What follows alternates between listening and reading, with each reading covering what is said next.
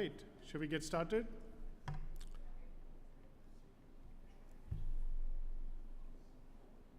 I'm just waiting to make sure the live stream is up.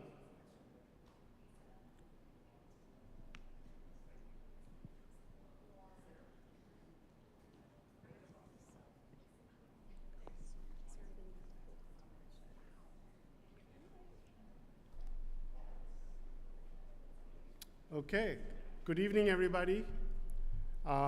It's my pleasure to welcome you to the Institute of Design this evening.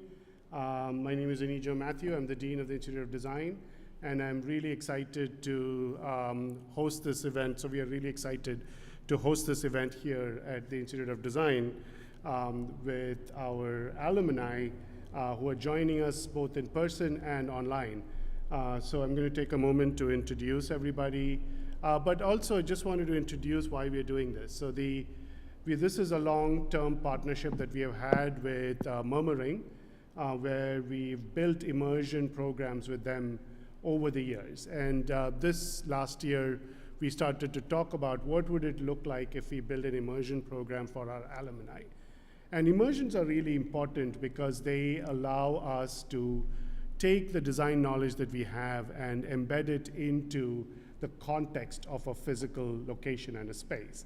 And this, thanks to the generosity of our alums in Latin America, we were able to zoom in on Peru as our site this year. And we were also lucky to get several of our ID alums to join the immersion this year. So I don't want to be spending too much time talking about the immersion itself, because that's what the focus of this conversation is here today. So tonight, I'm happy to welcome all of you here. For those of you joining us online, welcome. And I want to take a moment to introduce the alums who are here to talk to us. Rodrigo Isasi is going to moderate the session, and he was the host of the program in the Sacred Valley in Peru. Along with him are ID alums Masha, Amanda, Joanne, and Martin, who are online. And the goal of today is to have a conversation about what they learned. There are people watching online, and the event is being recorded. And I'm hoping that using all of these sort of channels, we are able to communicate to everybody what we all picked up from this excellent experience and what we can learn moving into other immersions in the future. So with that, I'm going to hand it over to Rodrigo to introduce us to the immersion program and lead us through the conversation. Once again, welcome to the Institute of Design, and thank you for joining us this evening. Rodrigo? Thank you, Anijo. And thank you, everyone, for coming. We're going to start with one video of our experience, of one of the concepts that I think was more important on our learnings, that is AINI. So, can you copy?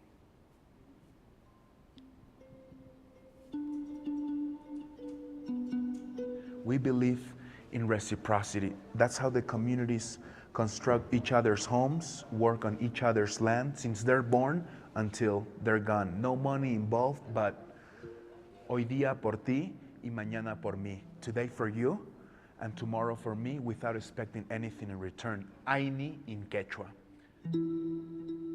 We share common values and ways of thinking, but then to bring those values and that way of thinking to another context is kind of difficult sometimes, no? And one concept that I think was very powerful today is that concept of AINI. I wonder, like, how can we bring back that concept of reciprocity in a way, in a world that is so competitive, no? I really think that globally, because of what we are exposed to, every one of us are in survival mode, and so it's very hard for us to reciprocate or to help somebody else before we help ourselves. Como su nombre lo dice, Matter sostiene con la venta de sus productos todos estos proyectos. Matter sostiene, the name says it. Matter sustain. Matter sustains all these communities and the products to develop more projects. Y ellos, por ejemplo, en algún momento nos comentan, And they can tell, at some point, they tell us, si ustedes en algún momento se fueran, if at one point you were to leave, al menos nos han enseñado at cómo least sobrevivir en este mundo. you taught us how to survive on this world. Madre, la Pachamama, Here on the farms, we considered Pachamama like our mother, como nuestro padre, todos los apos. like our dad, all of the apus. Entonces siempre recordamos con la chica. We always remember them with the chicha as part of the reciprocity. You fed our families, you multiplied our food, our crops. I will give you the first sip of the chicha as part of the aini.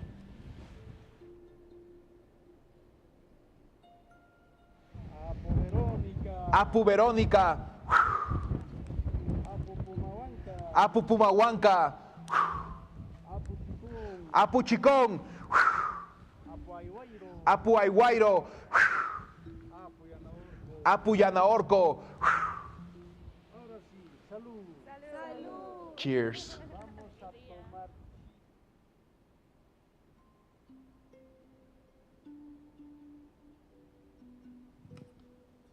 This is a video edited and filmed by Dylan Chandler, and he was part of the immersion, and remind us the importance of putting effort in communicating things well.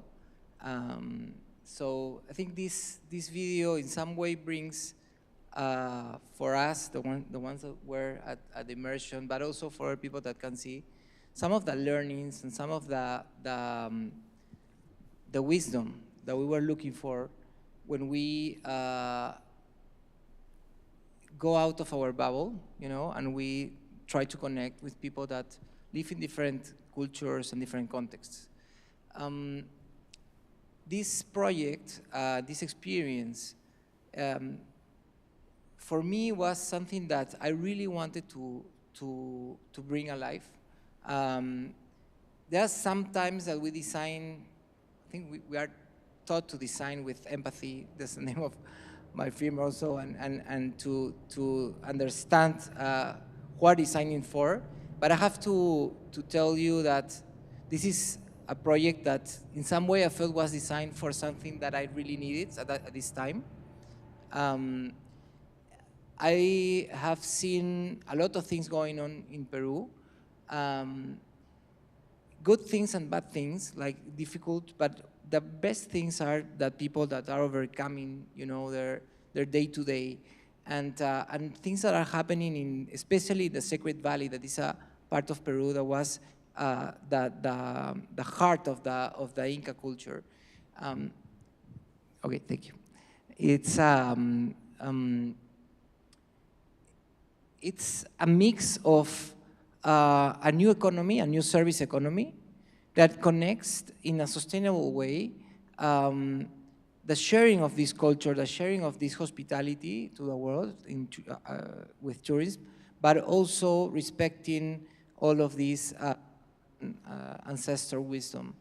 And one of the spaces where this really blossoms is in gastronomy. So gastronomy now in Peru is something that it's becoming one of the main destinations in the world for gastronomy.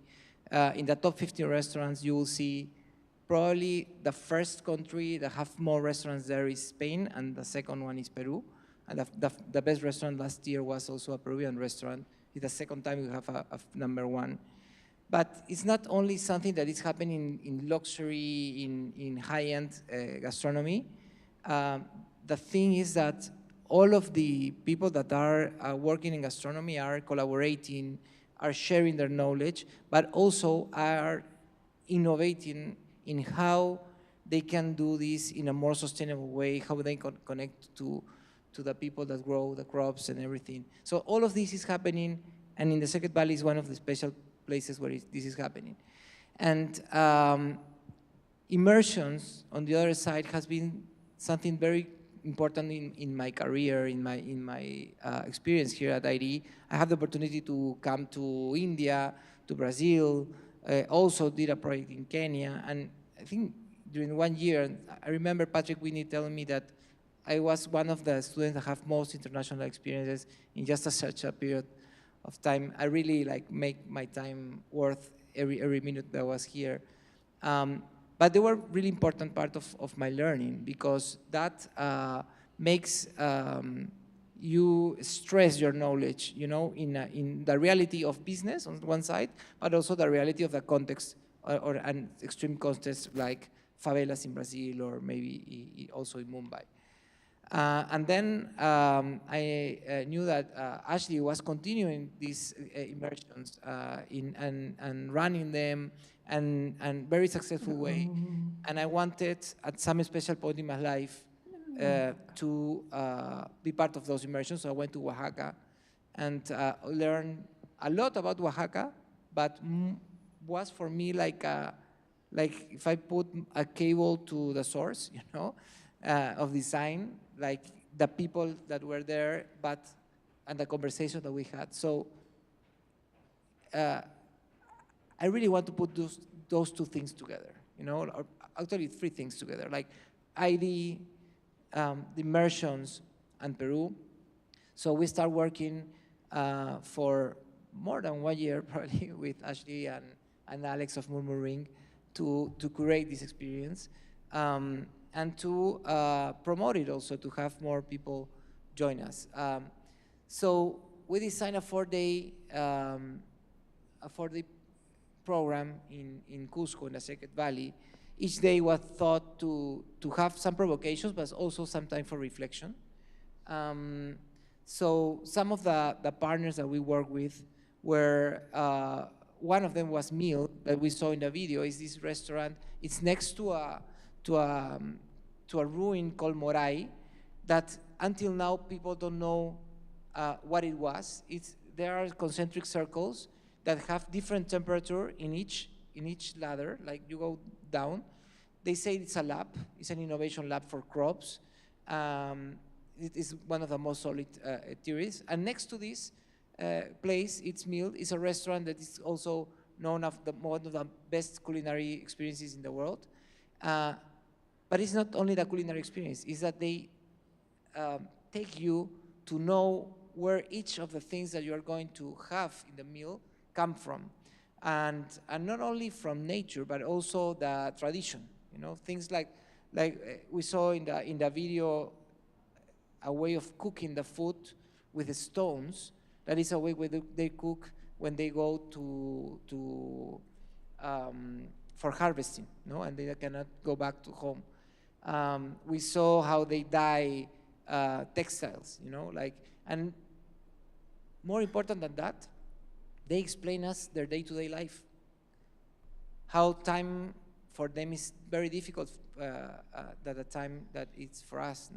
They have to walk long distances, and they know that things takes time, and probably sometimes things takes generations to be designed. So we learn a lot from them. We also met a project that it's working on circular economy. It's called El Albergue. So they do coffee, also some spirits, and they teach us how they are innovating also in trying to preserve these species and reforestation. We went to meet this community of textile workers, creators, amazing creators that host for us a whole day experience with an initiative called Awamaki. But again, more than the experience itself, it was the time for reflection. So I want to ask my colleagues that went to this experience, what brought you there? What were your expectations? And what surprised you in these 4 days working or experiencing this culture? So maybe Masha and then Amanda, and then we go with the people online.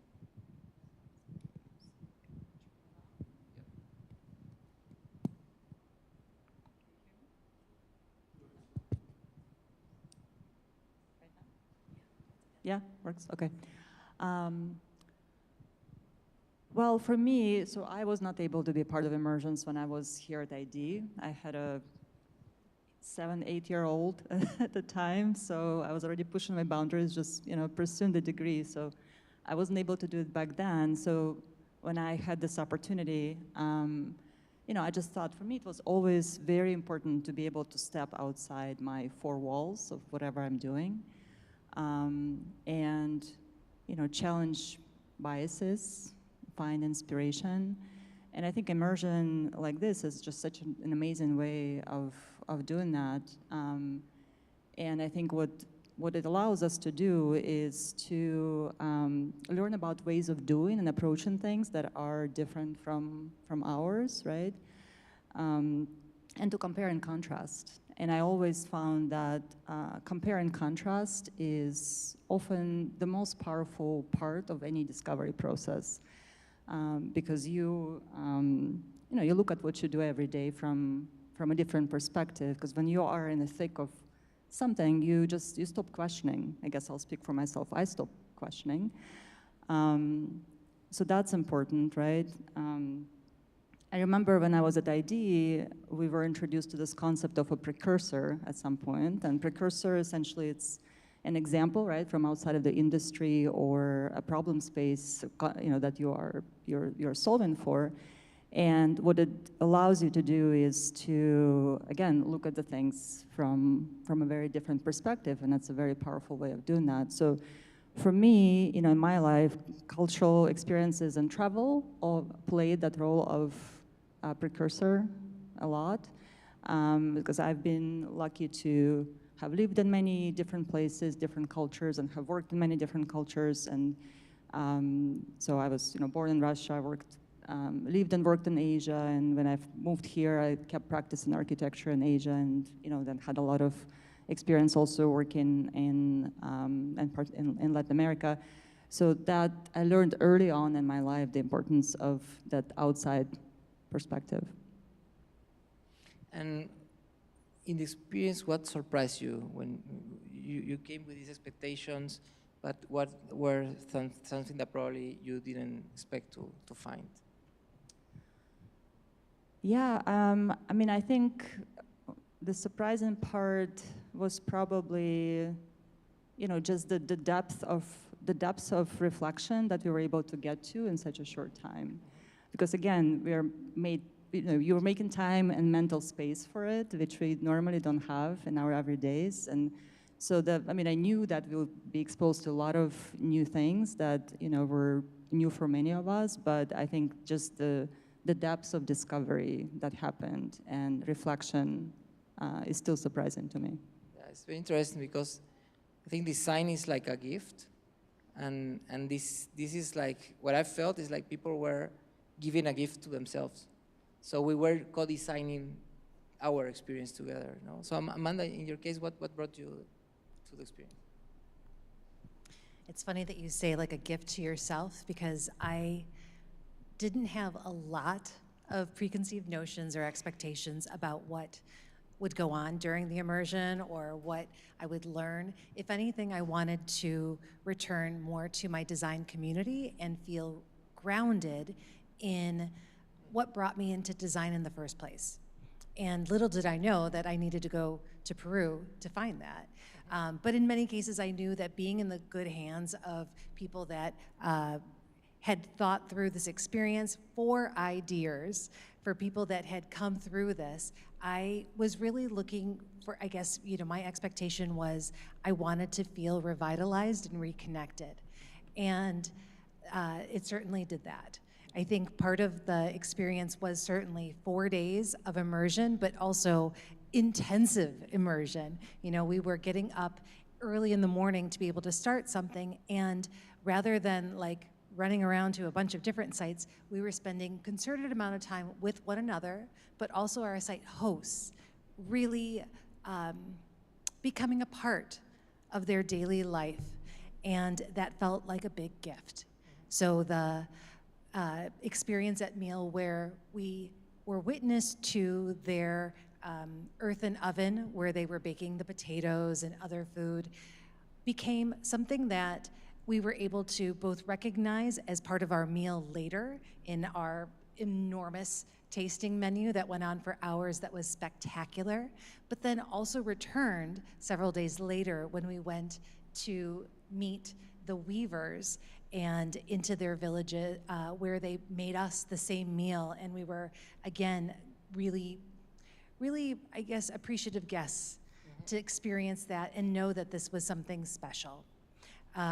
So for me, yes, it was getting away, getting reconnected, but also just feeling single-minded and focused as opposed to stretched in a million different directions with work, with home, with family, with a lot of things. I was just present and able to soak in as much as possible because I almost knew that I needed to unpack it through a series of conversations later, and that's also what we did, was throughout the day, being able to talk with one another about what we experienced in the moment or afterwards, or even days later, or through this process now of other people that we've made a community with in terms of who have been on this trip. The conversation and dialogue continues. It's amazing. I think that word community have a huge relevance today, and I really feel like that at ID, and that we shared common values, and it's a very international community. Sometimes we don't realize that that perspective, and it felt like that. And those reflection times, I think, were so deep and in such small period of time, as you said, because we share those values, and it was like we were like seeing the same thing, and we wanted to share immediately, you know. So I have I don't know if we have Martin and Joanne there. Oh, We're having some tech difficulties. Huh? We're having some tech difficulties. Technical difficulties. So okay, just no, don't worry, because I have that. I'm lucky because I work day to day with people of this community, with Martin, and we have a lot of time to share our reflections and work. So we're talking about immersions in this community, and the next topic that I want to talk about is about why these immersions are important. Not only like special experiences like this, but the act or the action of actually trying to immerse ourselves in the context that we are designing for, but also in different contexts that we live in our day-to-day, you know, maybe Masha and Amanda, until we have them. All right, yeah. Well, I feel like we're living in an age when we are in such a hurry, always, right, to, you know, to do everything, get those products to the market, to prove value of what we do short term. We are under so much pressure to do that. So immersions, they are, you know, this gift, I guess that's a great way to describe it, to give ourselves that time and space, and the model that Murmur Ring has developed, it really allows you to slow down and to make and create that time for thinking and the reflection. And I think another aspect of it is obviously because it's an in-person experience, right? And again, I think in our times when there's just a lot of happening and there's a lot of vulnerability and a loss of trust in organizations and humanity, honestly, I think it's ever more important to be together as humans, face to face, and be vulnerable and empathize on a deeper level, which is what we got to do both with, you know, our hosts and with each other. Yeah, and I think just connect with each other at the more than a surface level. So I think that's why they're important. Ashley says, like, disconnect to connect. No? How do you experience that, Amanda? Yeah, to second what Masha said, in many ways, I think because it activated all of our senses. I don't know if that was intentional, but it felt like every day we had either something that, again, involved yes, we were visually seeing new sights, but we also experienced it at different levels of being able to, hear someone's story, to emotionally connect, taste someone's food. We had dance nights. We also did just really deep thinking breaks. So it felt as if, while we might not be, traveling tons of places, we were very embedded in getting to know the Sacred Valley and understand its history. I think for me, I had understood that we were going to be spending 4 days in a site, but I didn't realize how much we would get to kind of know the territory, the history, the different groups of people that both go through there as like tourists, but also to people that are rooted there in community and how they are supporting community and what that looks like in its place in the world today. Now, different than a trip or like, tourism or travel was approaching it as a designer and thinking about it with design challenges in mind of what we were seeing, but also topics that might apply to how we might work. And I think for me, part of maybe just the sheer nature of being immersed in something was that single-mindedness that Masha talked about, realizing that we had all essentially put away our phones and were focused on either the conversation with our cohort that we were with or whoever the site host was. We were very focused and unplugged in a way, yet we were documenting the whole thing. And that to me has been something I have tried to carry forward as I returned. One way that shows up is I work at a consulting agency, and we oftentimes are so busy. As we said, AI has sped up the work, but we are trying to make time. How can we now be single-minded and focused as opposed to trying to do 5 projects at once? Could we have the luxury of having 1 project? That has been rare, but yet something that we are trying to do, both to give people space to truly be immersed and focused and not so stretched and things competing for their attention. And then the other way I've done it is just also to put away the technology every once in a while and make sure that I'm having that face-to-face conversation, even if it means I have to go somewhere to do that. It may not be as convenient as meeting on Zoom or conversing over an email, but I really believe that that's the way, honestly, civilizations last over millennia, is by getting together and spending that time in community with one another. And that's what I think our design community and ID helped us do with this experience. That's a great reflection. We have now Martin and Joanne again. So Martin, what brought you to the immersion and what surprised you on the experience? Hi, everybody. How are you doing? So I was, I think at first I was convinced by you because you had been to Oaxaca, I think the year before, 2 years before, and you came back super inspired by that experience. So I guess I had a lot of curiosity, not many expectations other than time to get away, to stop and reflect, to disconnect, like both physically and mentally. And also I had never been to that part of Peru, so I was also looking forward to discovering new places and a new culture.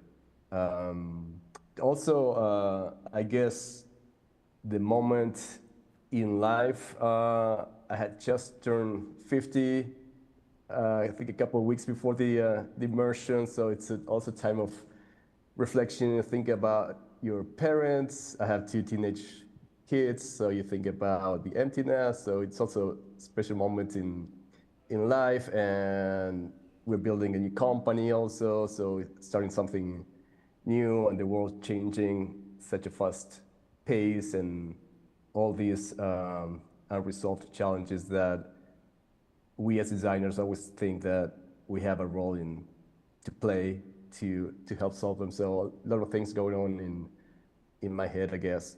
And then I didn't get a chance to hear Masha and Amanda, but so sorry if I'm repeating, but so I was surprised by many things. I think one is the connection the bonding with the other participants. I think the shared values that we all had, the intents that we see for design to make a difference.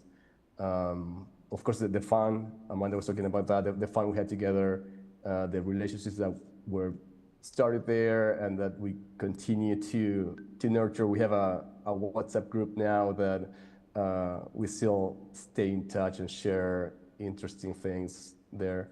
Yeah, and I think also I felt the immersion run like clockwork. I'm a bit biased because I was part of the organizing team, but like everything was perfectly planned. There were moments of reflection, which I thought were super important in between the experiences. So we had time to share our first impressions, to hear the other participants also, and that informed also our thinking. So yeah, if I had to choose one, I think the connection to the other participants, and of course all the inspiration that we got from visiting all these sites and getting to meet the local people, the culture, the amazing business models that we learned from.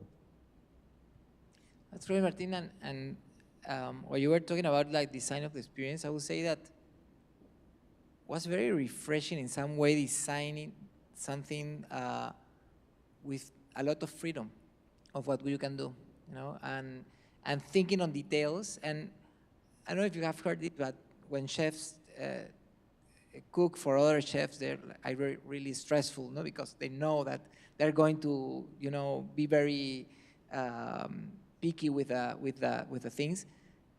I felt something deep. I felt like we were designing for designers, and when we were like choosing those details, we know that people are going to appreciate them, you know, and that was something that for creativity, not only for the experience, but also for other projects that we were on, was very helpful. And I think that's part of the values of our community. I think in some way we push ourselves to do great things, but also we know that people are going to appreciate that effort, no? Because we observe these details and the overall experience. So for in a personal way was a great experience to design for you, and with people that really have this double view that Patrick always told me that a good designer can, or a good architect, he said, can design for the neighborhood and can design for the doorknob, you know, like thinking in the zoom out and the, you know, and I felt that this was an opportunity to apply this with a lot of freedom. Joanne, what brought you to the immersion, and what surprised you? Thank you, Rodrigo, and hello, everyone. I think not unlike what Masha mentioned, is that I find it useful to get out of my first world bubble and look at things through the lens of other cultures. You know, the values they hold, their resourcefulness in dealing with economic instability, limited resources, how they problem solve around those things, often doing it with much less than we have, right? And we saw many examples of that at a local level and at an ecosystem level with small businesses in Peru. But I was also interested and didn't expect to hear examples of how that was happening at the corporate levels. I think from you, Rodrigo, and some of the guests that you had invited in our initial briefing that was giving us a context of what was happening, a larger context of what was happening in Peru that was surrounding the things that we were going to see. And I found it interesting to hear that in the political instability that is made for an unstable economic environment for businesses to operate in Peru, that 5 of the largest corporate entities there are building services in core industry sectors across the economy, like banking, healthcare, and farming that are responsive to the needs of the population. And this is a way that they are helping to create more stability in the country as a whole. And that design strategy is a part of this approach with empathy and other consulting firms, as well as these corporations building in-house design organizations to do it. So I found it was, interesting to see that value system, putting humans at the center of everything at work in the corporate level in that context. And, it was also interesting to contrast that with what we see in some of the corporate giants in the US today and how they're responding to rapid change and deep uncertainty. And it was an important reflection for me, given that as a designer in our profession, what I saw in Peru is very congruent with our own value system of putting humans in the center of things. So. Thank you, Joanne, and that's very true. Like in Peru, we say like the political and economical path is separate. I think 7 presidents, 5 probably, something like that. Or 4 presidents. That's for good and for bad, because we put them in jail. But because they could do bad things with their power. But also, people are very resilient to this, and they still, like, huge corporations, they have a great focus on really the long-term view of the country. They feel responsible of, as an institution that in some way has more stability than the government itself. So I have the opportunity to work with different business leaders in projects that doesn't have anything to do with their business directly, but in some ways are like helping bring a better education, better healthcare. So that's something that is happening on one side, like big corporations getting the accountability of making a more fair reality for most of the people in the country. And the other side also, it's reality that it's small enterprises that don't, I have to say, don't expect anything from the government. So they just go, try to get their families and themselves the best they can. So it is a resilient that can be related to the recent history of the country, but also it's something that during the years we learn is part of that wisdom that I know that in other cultures you will find if you go to of the country. So I want to know what, like learnings or wisdom you capture that you, I don't know if you repeat it in other contexts or you brought with you, concept like Aini that we made this video, it's the reciprocity. It's very important to give without like checking the balance, because it's going to come back in some way. But what are things that you learn there, like maybe Amanda and then Masha?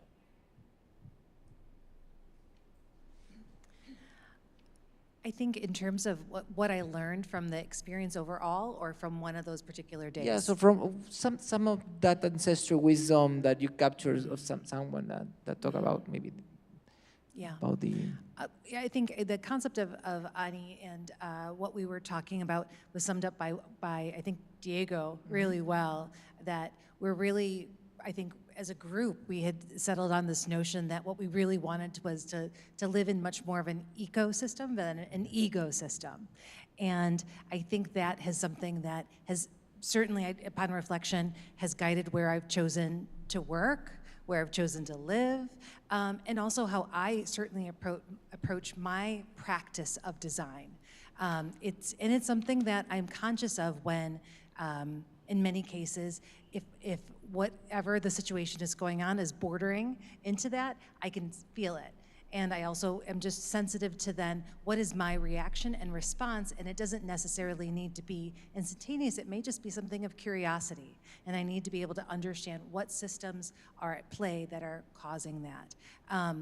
Because I do feel like what we saw there was communities that have found a way to persevere in some of those really difficult circumstances because they've been resilient in different ways. And it may not be through, ego first, or it may have had to be through building their own infrastructure. I think you introduced me to that concept, that in some ways is where entrepreneurship, as well as some more foundational elements of maybe enterprises that haven't been off the ground enough to consider themselves a full business, but they are enterprising.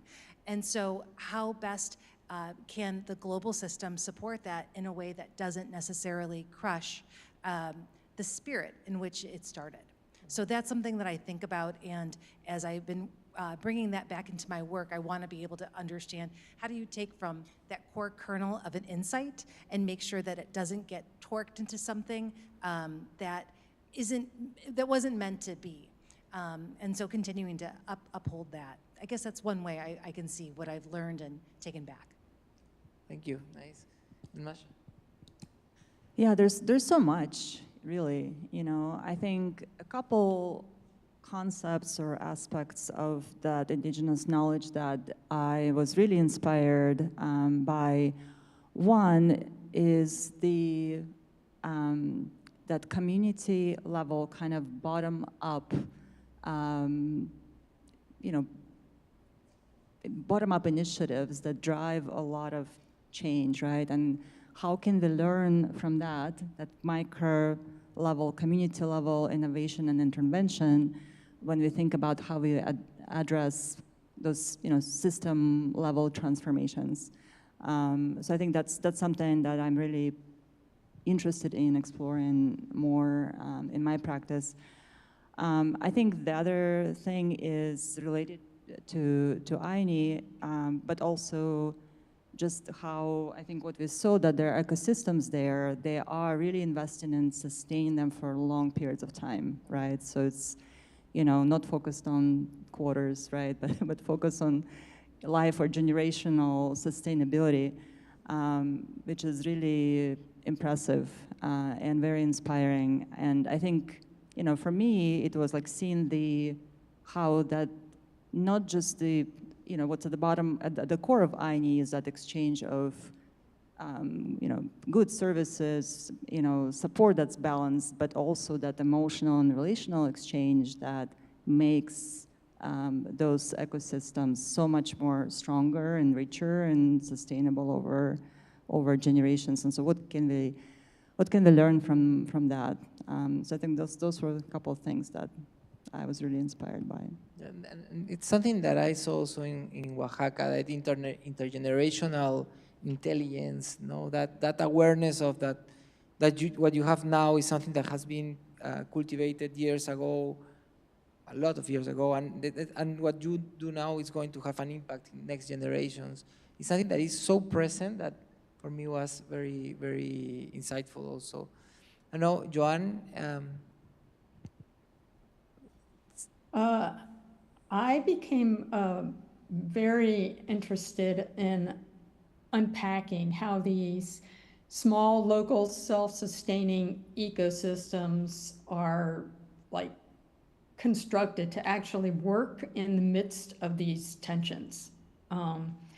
And we saw some really interesting examples, and they took many different forms. I'm thinking one in particular, like Puka, which is an organization that has a farm to restaurant ecosystem that's interdependent and built on reciprocal partnerships that include not only the exchange of goods, but equitable profit distribution and the exchange of services and the exchange of knowledge.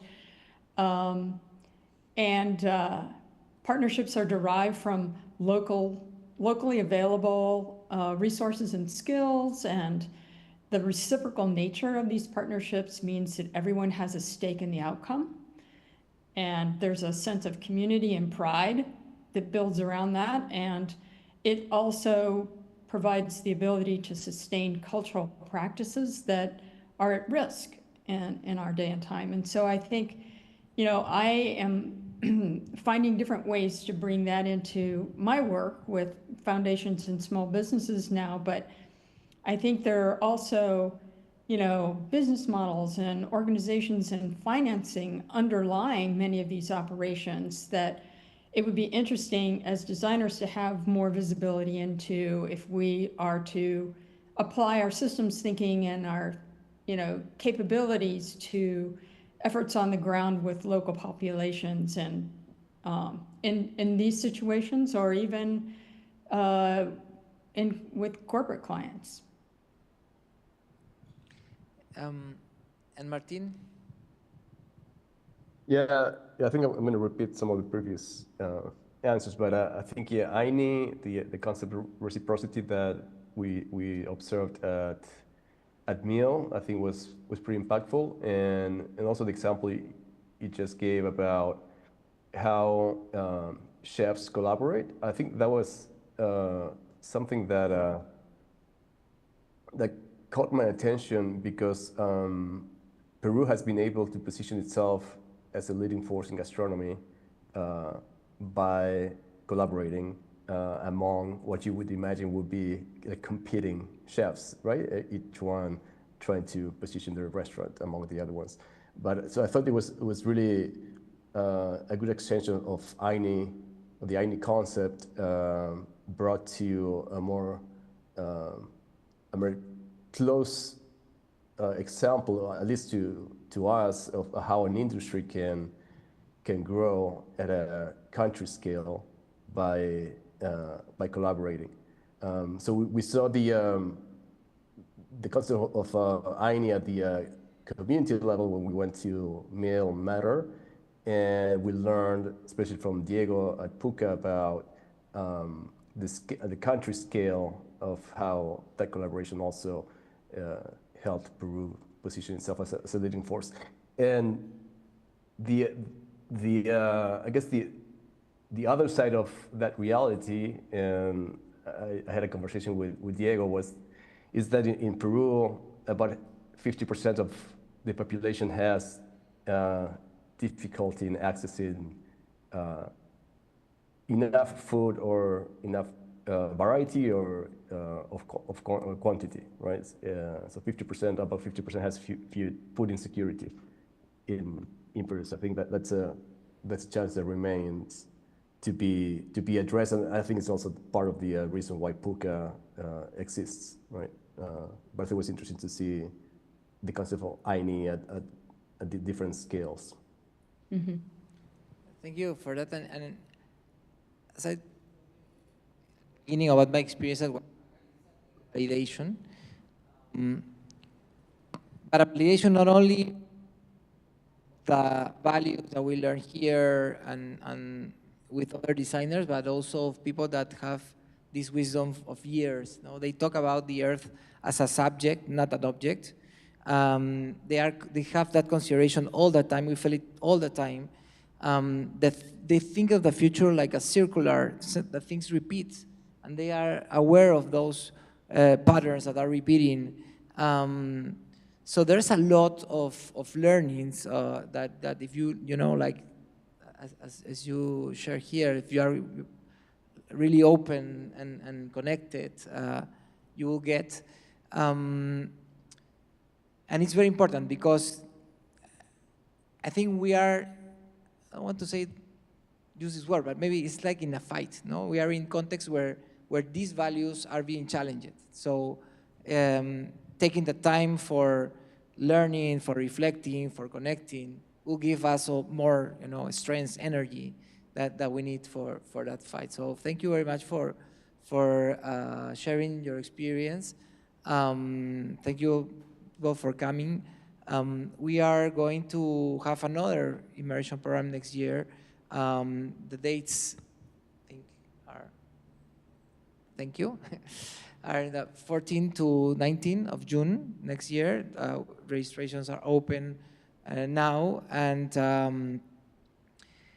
I hope that you can join us. There's a special prize for ID Alumni, of course. But I don't know if we have time for a couple of questions. Yes, someone?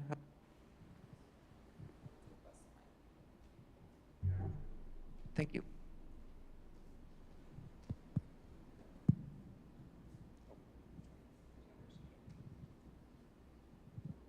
Thank you so much for your presentation. I'm Robbie, by the way. So one, I think experiencing an immersion like this and all the senses that you're bringing up, it's impossible to not be inspired by it.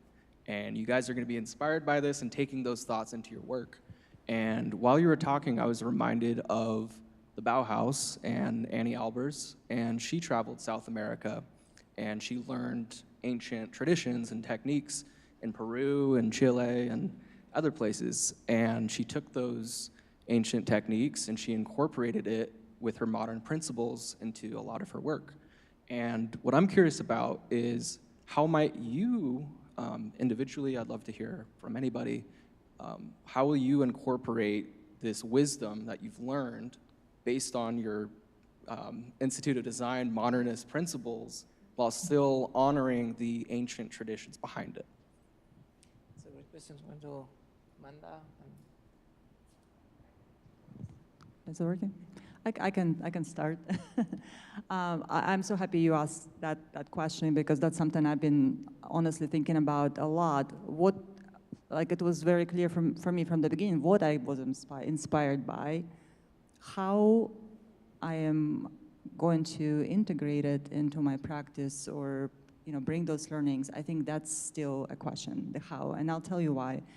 So I think since I got back and I've been learning more and more about indigenous knowledge, I started realizing that to really learn from it, you have to be very respectful, very thoughtful about how you go about it. And I recently actually came across this document that's called Protocols for Non-Indigenous people working with indigenous knowledge, and it was put together by different indigenous scholars from around the world. And it talks about that for indigenous knowledge systems, the relationship passes through 3 stages. There's beginning, there is sustaining, and there's completing. So I fully acknowledge that I'm barely in that beginning stage, which is, they call it the setting circle, which is essentially when you create the space in your mind and in your heart for learning. And so, that's, and I think there's also kind of a part of like, how do we not just extract, because that's what often happens, but actually thoughtfully integrate it. So I'm only in the beginning, barely in the beginning, but I think that's something that I want to continue making the space in my mind and the heart and continue learning about. Someone want to jump and answer? I think this. I can answer that maybe another way too. One of the things that we talked about, and I think it was maybe intentionally designed in terms of the way the day and the immersion unfolded, but in some ways it was about thinking about systems and starting near in. So understanding that the exchange or the idea of ancestral knowledge, indigenous cultures, may in some cases need to be reinforced or remembered by its own community first. And so to celebrate that and then to expand it outward. So how might that then become something that people may be able to create, like Mield is a name and a recognition for a heritage and for something that can be celebrated, but you have to only go there to experience it. And then lastly, like this idea that there's this global stage that maybe you want to have an exchange of goods, but you want to do it in a way that really preserves and keeps what makes it special, the root. And I think that was something that, you know, I think about how can we do that? And a lot of it in practice kind of comes back to, you know, we don't necessarily study anthropology here, but we study how do you do ethnography in a way that feels real and respectful, and how does that become part of your work? It's not something that everybody's doing as much of as the world gets digital, but are there ways then to continue to go back to the source and understand how best to pull either the design principle forward and learn from it, or be inspired by it? So I also don't have an exact perfect way that I'm doing that, but I think about it in that respect too, that it could play out differently in many ways. I can contribute. One of the ideas that I'm experimenting with in a particular project I have right now is the idea of reciprocity and value exchange in the context of a small tourist operator in Morocco, where we're looking at the value exchange that occurs between people who want truly immersive cultural experiences and the artisans that they meet, and what are ways to design those interactions to maximize the experience, and looking at the types of value exchange that occur in them. And so we're looking at that in the context of a tour, but also in terms of longer term reciprocal, kinds of opportunities that might happen and have an impact on the larger culture around that. So that's an example. I'll add. I think, Robbie, that's a very interesting and difficult question to answer. At least for me, when you get back from this immersion, there's so many things that you learn about that got you inspired, that you try to make sense of how am I gonna apply this. Because as soon as you're back, maybe the first week you're still connected to Peru, but then it's like back to business, and the speed in which we live in makes you go back to business as usual, right? But one silly example that I'll share is, so I've always made a case for whenever I'm contacted by a student or a young professional, I always reply and always make time to meet. Not because I'm expecting something in return. This is not because I expect reciprocity, but just because, like, when I was young, people helped me, had mentors, and I know what it's like to be in that position. So I try to make the time and meet everyone. So when I was in Peru, I was like, oh, this is Aini. Okay, I'm doing it. That's great. But I think coming back it makes you think, okay, what else can I do? How can I be open more to other people? How can I be more respectful of different opinions? How can I learn from someone who thinks differently from how I think? How can I share more? How can I maybe teach, give back? So one thing I'm doing, this is also before Peru, is with Shilpi, another ID grad, we started leading the alumni community. And just because, at least for me, I'm super grateful for everything that ID gave me, and this is a small way for me to give back to ID and to hopefully influence positively both alumni and students, right? So those are things that you bring back with you and just in the back of your mind, and tries to be more open, more respectful, more grateful for everything you have, and just to be more open and I guess connected to others. My side, very quick, like I would say, like connecting the dots is using system thinking to blend competitive strategy, innovation strategy, and sustainability strategy in one. It has to be one, very clear and very aware of what is your role in that system. I don't know, is this on? Oh, okay.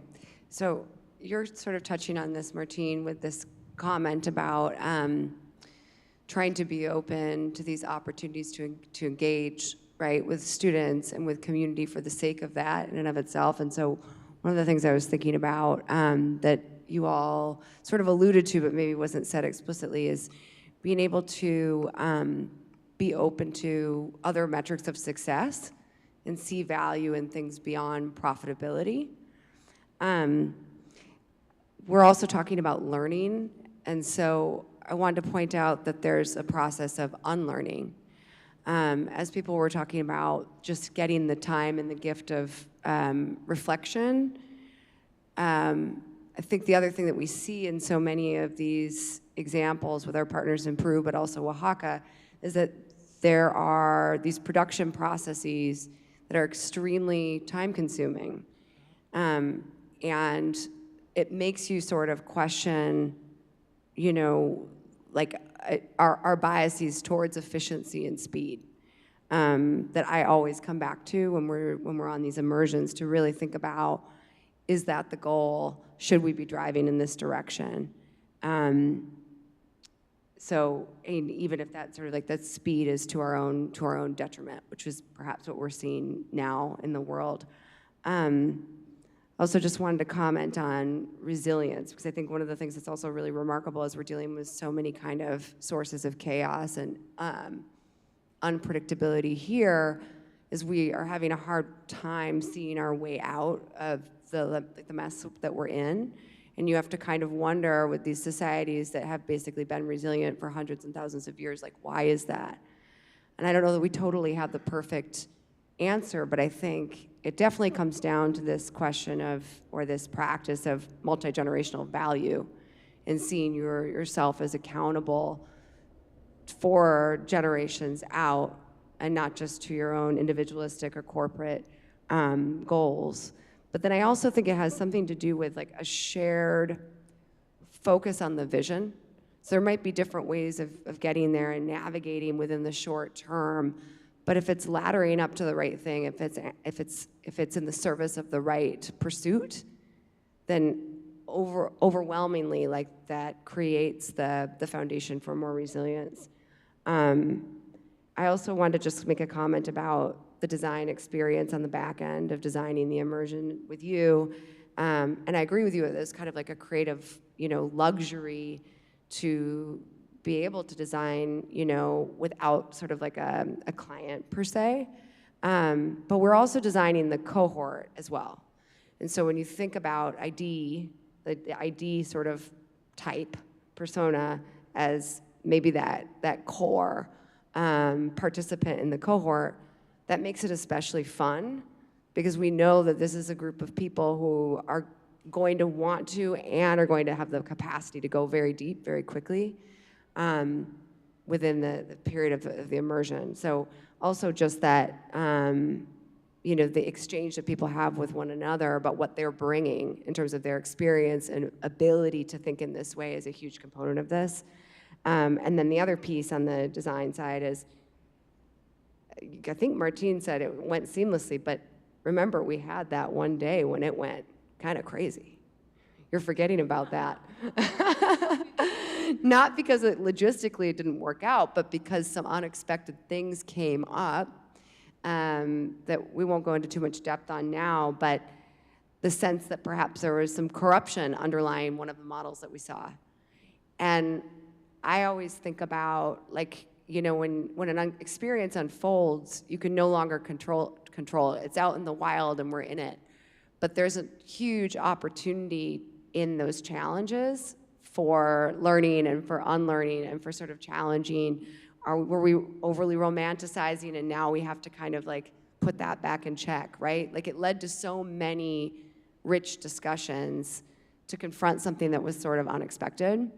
And so, Connor and I were talking about this just last week with clients, but it's like, it's those moments of friction that sometimes provide us with the most opportunity to change course and actually be able to articulate what we really value or where we want to go. And I just wanted to also ask you if you had anything to add, since you were also with us on the immersion. I have literally pages to add, but I don't think we have time. What's our timeline here, Alex? Okay.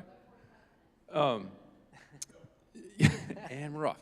I would say, just to echo what everybody else has already said, I think the duality of kind of putting yourself in this highly designed experience, but also letting yourself just be in the moment, and what does that unlock, both personally, interpersonally, professionally, contextually, just that discomfort of being in a place that you're not familiar with kind of heightens all of your senses of perception and just allows you to soak in all of this stuff that doesn't quite make sense until you're able to dialogue with people in the moment, sit on the bus and let it process, go back to work or your world or wherever you come from and say, how can I start to apply these things?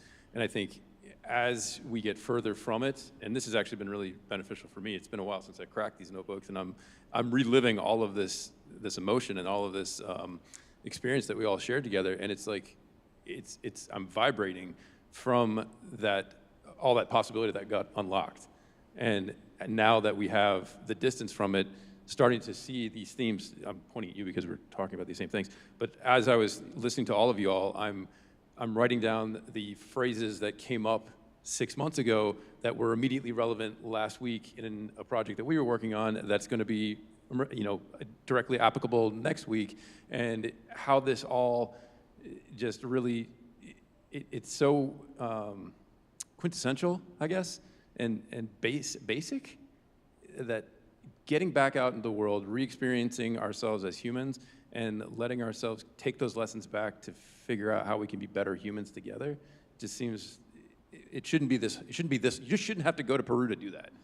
But the opportunity to do that has, I think, made us all force multipliers in wherever we take this knowledge and however we decide to share it.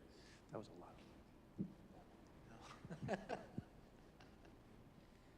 Yeah, that's true. Connor, you made me think that, so a month before the Peru immersion, I was at ID at Shapeshift when we heard about AI over and over, the good and the bad. And so a month later in Peru, there was no mention whatsoever of AI, and the world kept turning, right?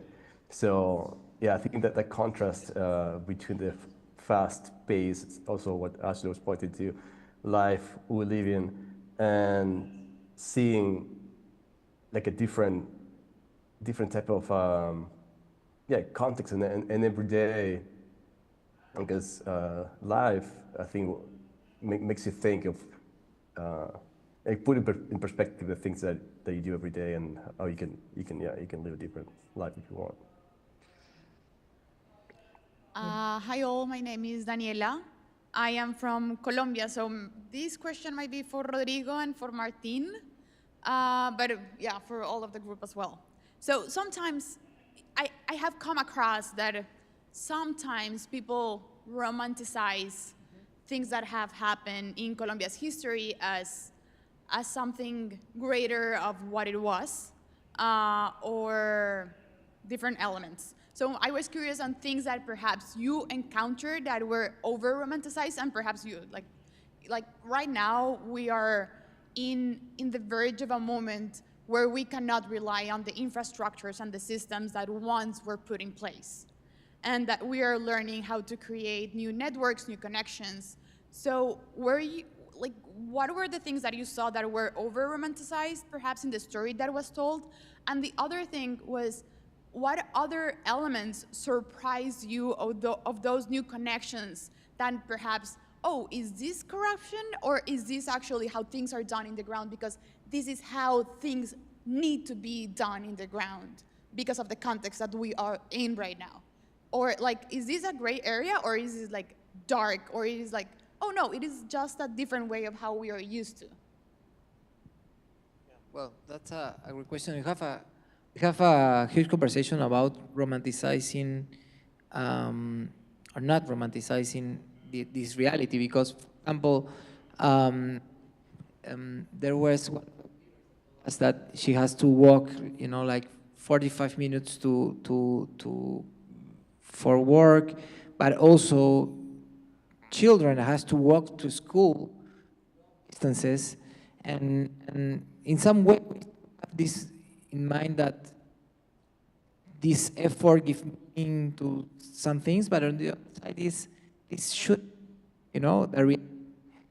change it. So I will say that besides all of the things that we share with you about like the inspiration of the knowledge, also there's a sense of urgency that I felt like really, really hard. Like we have to do something now, and there are things that should change, and shouldn't like be like that in the next years, no? So, and again, it's a conversation about systems, but maybe it's more like the healthcare system, the education system, the economic system.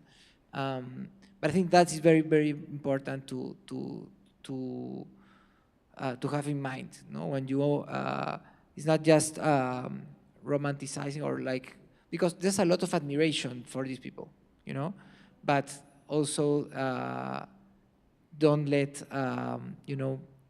this sense of urgency like distinguish when you go back, and you. And understand what should be changed for the improvement of the community, and not because, oh, it is different and we need to change it because it is different of what we're used to. Yeah, and this progress, like better system, and yes, sometimes we think like, but there are things that they don't want to be kept like that. They want to change it for the children, for their next generations also, no? So it's, I think it's a great reflection. I don't know, Martin, if you want to, or someone else wants to add.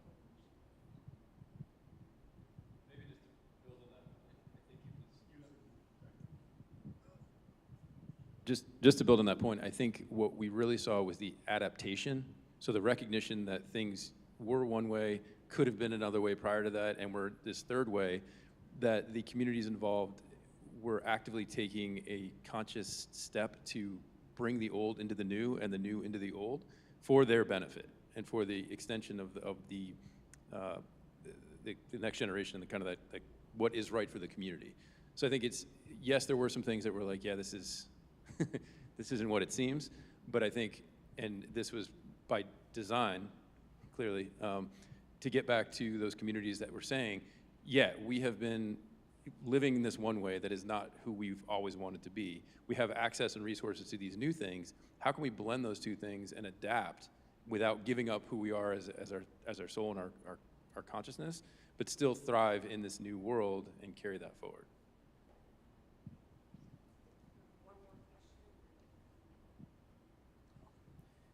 Hey everyone, my name is Mike George. I am still a student, graduating this semester though. Yeah, that's not why yeah, that was the end of my question. No, I've really enjoyed this conversation both, and it's interesting to hear both, like what you learned and took away from your experience, and then also zooming out to like the value of immersions, by themselves. And so interestingly, I'm taking a class right now that's looking at tourism and the impact of tourism around the world. And so this is a very sort of timely conversation. And as designers, I wanted to pick your brain. The Sacred Valley, I've not been to the Sacred Valley, but I've heard of it. And so, in my mind, it jumps as like a touristy kind of place. And so, and there's good and not so good with tourism. I think we've all probably seen, both sides of that. And so I'm curious, you've been talking about, the takeaways and what you've brought back to your own practices. But as designers and thinking about the value of immersions in tourism, what did you leave behind? And from a leaving behind, it could be maybe as simple as economic impact, but I'm curious how you think about that question of what you left behind and immersions and tourism in general.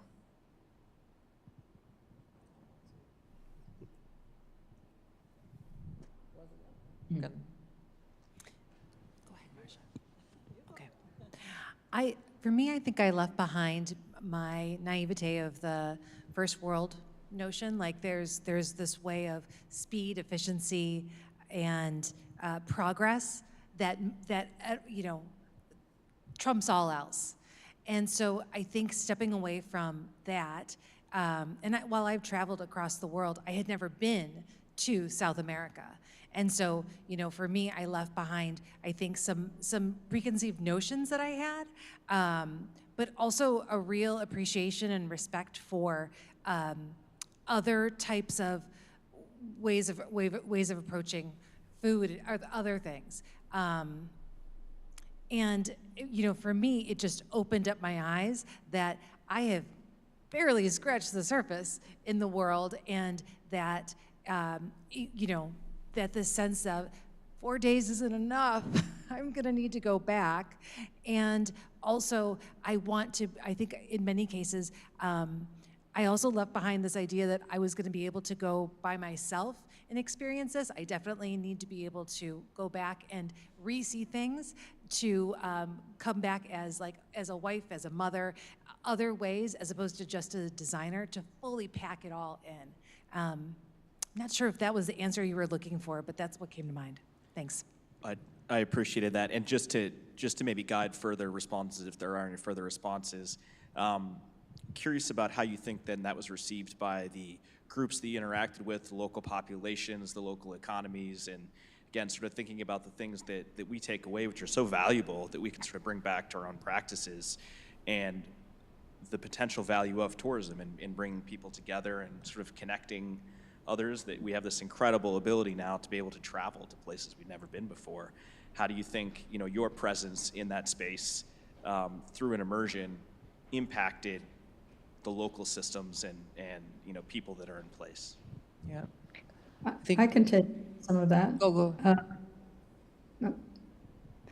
Well, and then I think, as we all know, that because tourism, it used to be a very elite kind of activity, and now it's really democratized, and it's led to a lot of kinds of transactional interplay between people who are traveling and the cultures that they visit, in the sense that they're going to places, cultures, to have a place to party. And they're not even cognizant of whether or not the money that they spend there is going, to benefit the culture itself, or large corporations who are, who are there. And so there's I'm seeing a very distinct difference between the kinds of travel that we had there and the way that it was designed to, with real opportunity to see and engage the culture in authentic ways, and this is another type of tourism that is evolving and also very much in demand. So, is authenticity, and we're talking about the value exchange between people, local people and people who are visiting, who want to see and be exposed to other ideas of how people live and the very kinds of things that we were talking about today. And that kind of value exchange is what I'm hearing, and I think what I experience, and I think we're talking about experience, is a whole different kind of value that's exchanged with a culture, and the culture appreciating that someone wants to go and know about, their life and their goods, and people traveling wanting to buy goods directly from people there, so that they're benefiting from from their visit. So there's, I think, I think those kinds of exchanges were very much in evidence in the type of way that our trip with Murmur Ring was designed. Ashley?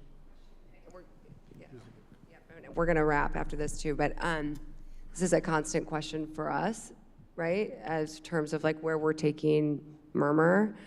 And it's partly out of our own interest and what we want to do. It's also coming from site partners, you know, that we have around the world who are saying, can you bring the designers that you've had here back, but in a capacity where it's more directly working on a project. And so with that invitation, now that's something that I'm really grappling with and thinking about it, and is, you know, something that we can really think about as a community of designers too. What might that look like? It requires a slightly different business model, but it's certainly on our minds and is going to be iteratively a component of 2026. Well, thank you very much. I think it's great to share this experience, to connect again. Lots of things to write. And we want to see Connor's sketchbook someday maybe published, because he like all the time is capturing everything. Thank you, Anijo, for hosting us. It's great to be here. Today I came with my son, Iker, that has listened here.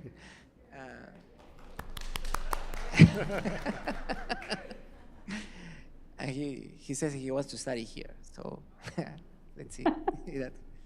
Great, thank you everybody. Thanks for coming. Sorry about the technology glitches. I mean, the regular refrain is we are an Institute of Technology and we should know how to do this, but it's actually a little bit of a secret. We have an AI bot called Mies van der Rohe, and Mies said to me, less is more, so just focus on the people. So that's what happened. So anyway, thank you all for coming. Thanks for being good sports, Joanne and Martin, and playing along, even though you can only see frozen images of the people here. So thank you all. Have a good evening, and let's focus on the next immersion, yes? Great. Well, thanks to everybody. Bye. Bye-bye, good night. Thank you.